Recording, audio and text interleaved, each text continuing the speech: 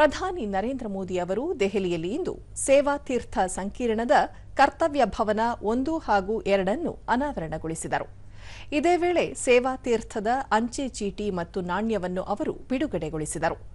ಈ ಸಂದರ್ಭದಲ್ಲಿ ಕೇಂದ್ರ ಸಚಿವರಾದ ರಾಜನಾಥ್ ಸಿಂಗ್, ಪ್ರಹ್ಲಾದ್ ಜೋಶಿ, ಎಚ್.ಡಿ. ಕುಮಾರಸ್ವಾಮಿ, ಜಿತೇಂದ್ರ ಸಿಂಗ್, ಮನೋಹರ್ ಲಾಲ್ ಸೇರಿದಂತೆ ಇತರರು ಉಪಸ್ಥಿತರಿದ್ದರು. पट्टिका अनावरण के साथ ही कर्तव्य भवन 1 और 2 का लोकार्पण संपन्न।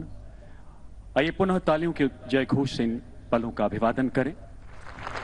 इतिहास के इस गौरवशाली अध्याय को सहेजते हुए आज यहाँ सेवा दी।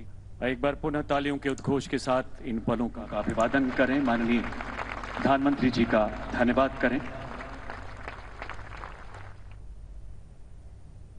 बहुत बहुत आभार श्रीमान।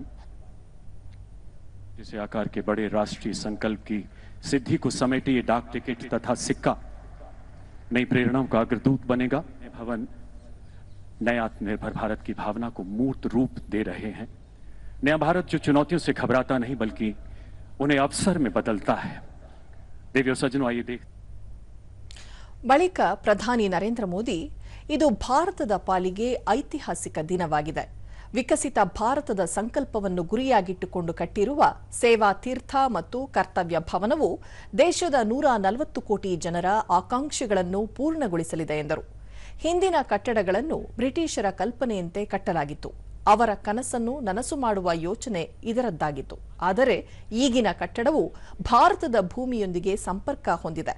ಈ ಕಟ್ಟಡಗಳು ಗುಲಾಮಗಿರಿಯ ಮನಸ್ಥಿತಿಯಿಂದ ಹೊರಬರಲು ಸಹಾಯಕವಾಗಿದೆ. ಈ ಕಟ್ಟಡದಲ್ಲಿ ನಡೆಯುವ ಪ್ರತಿಯೊಂದು ನಿರ್ಧಾರ ಪ್ರತಿಯೊಬ್ಬ ಪ್ರಜೆಯ ಅಪೇಕ್ಷೆಯನ್ನು, ಅವರ ಕನಸನ್ನು ಸಾಕಾರಗೊಳಿಸಲಿದೆ ಎಂದರು. 21ನೇ ಶತಮಾನದ ಕಾಲು ಭಾಗ ಈಗಾಗಲೇ ಮುಗಿದಿದೆ. ವಿಕಸಿತ ಭಾರತದ ಕಲ್ಪನೆಯನ್ನು ಸಾಕಾರಗೊಳಿಸಲು ನೀತಿ ಮತ್ತು ಯೋಜನೆಗಳು ಇದ್ದರೆ ಸಾಲದು. ಕರ್ತವ್ಯ ನಿರ್ವಹಿಸುವ ಕಟ್ಟಡಗಳೂ ಪ್ರೇರಣಾದಾಯಕವಾಗಿರಬೇಕು. ಇಲ್ಲಿ ತೆಗೆದುಕೊಳ್ಳುವ ಪ್ರತಿಯೊಂದು ನಿರ್ಣಯವೂ ಮಹತ್ತದ್ದಾಗಿರಬೇಕು. ಇದೇ ಉದ್ದೇಶ ಈ ಕಟ್ಟಡದ್ದಾಗಿದೆ ಎಂದು ಪ್ರಧಾನಿ ಹೇಳಿದರು. ಈ ಹಿಂದೆ ವಿವಿಧ ಭಾಗಗಳಲ್ಲಿ ಕಟ್ಟಡಗಳು ಚದುರಿ ಹೋಗಿದ್ದರಿಂದ ಹಲವು ಕೋಟಿ ರೂಪಾಯಿ ಬಾಡಿಗೆಗೆ ನಷ್ಟವಾಗುತ್ತಿತ್ತು. ಉದ್ಯೋಗಿಗಳು ಹಾಗೂ ಜನರಿಗೆ ಅನಾನುಕೂಲವಾಗಿತ್ತು. ಸೇವಾ ತೀರ್ಥದಿಂದ ಸಮಸ್ಯೆಗೆ ಮುಕ್ತಿ ಸಿಕ್ಕಿದೆ ಎಂದರು. बंगाल विभाजन के उस दौर में कोलकाता ब्रिटिश विरोधी आंदोलन का प्रबल केंद्र बन चुका था।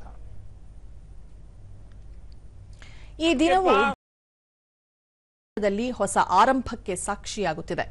ಸೇವಾ ತೀರ್ಥವು ಕೇವಲ ಒಂದು ಹೆಸರು ಅಲ್ಲ, ಇದು ಒಂದು ಸಂಕಲ್ಪವಾಗಿದೆ ಎಂದು ಪ್ರಧಾನಿ ಹೇಳಿದರು. ಸ್ವತಂತ್ರ ಭಾರತಕ್ಕೆ ಸ್ವತಂತ್ರ ಪರಿಚಯ ಇರಬೇಕು ಎನ್ನುವ ನಿಟ್ಟಿನಲ್ಲಿ ಈ ನಾಮಕರಣ ಮಾಡಲಾಗಿದೆ. ಇದು ಸೇವೆಯ ಭಾವನೆಯೇ ಭಾರತದ ಆತ್ಮ ಎನ್ನುವುದನ್ನು ತಿಳಿಸುತ್ತದೆ. ಸೇವೆಯೇ ಎಲ್ಲಕ್ಕಿಂತ ದೊಡ್ಡ ಧರ್ಮವಾಗಿದೆ ಎನ್ನುವುದನ್ನು ಸೂಚಿಸುತ್ತದೆ. ಸೇವಾ ತೀರ್ಥವು ರಾಷ್ಟ್ರ ನಿರ್ಮಾಣದ ದರ್ಶನವಾಗಿದೆ. ಭಾರತೀಯ ಸಂಸ್ಕೃತಿಯ ವಿಚಾರವನ್ನು ಹೊತ್ತು ತಂದಿದೆ ಎಂದರು. केवल शब्दों का बदलाव नहीं है,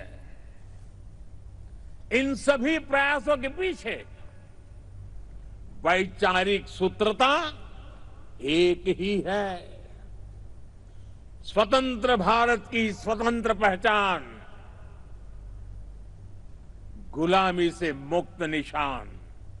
सरकार ಇದಕ್ಕೂ ಮುನ್ನ ಪ್ರಧಾನಿ ನರೇಂದ್ರ ಮೋದಿ ಸೇವಾ ತೀರ್ಥ ಸಂಕೀರ್ಣವನ್ನು ಅನಾವರಣಗೊಳಿಸಿದರು.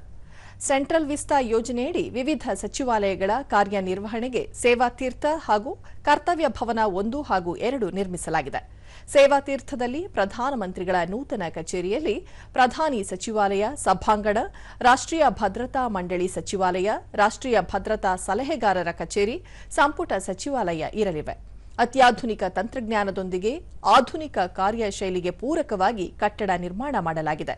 ಕರ್ತವ್ಯ ಭವನ 1 ಹಾಗೂ ಕರ್ತವ್ಯ ಭವನ 2ರಲ್ಲಿ ಹಣಕಾಸು ಸಚಿವಾಲಯ, ರಕ್ಷಣಾ ಸಚಿವಾಲಯ, ಆರೋಗ್ಯ ಮತ್ತು ಕುಟುಂಬ ಕಲ್ಯಾಣ, ಕಾರ್ಪೊರೇಟ್ ವ್ಯವಹಾರಗಳ ಸಚಿವಾಲಯ, ಶಿಕ್ಷಣ, ಸಂಸ್ಕೃತಿ, ಕಾನೂನು ಮತ್ತು ನ್ಯಾಯ, ಮಾಹಿತಿ ಮತ್ತು ಪ್ರಸಾರ, ಕೃಷಿ ಮತ್ತು ರೈತರ ಕಲ್ಯಾಣ ಸೇರಿದಂತೆ ಹಲವಾರು ಸಚಿವಾಲಯಗಳು ಕಾರ್ಯನಿರ್ವಹಿಸಲಿವೆ.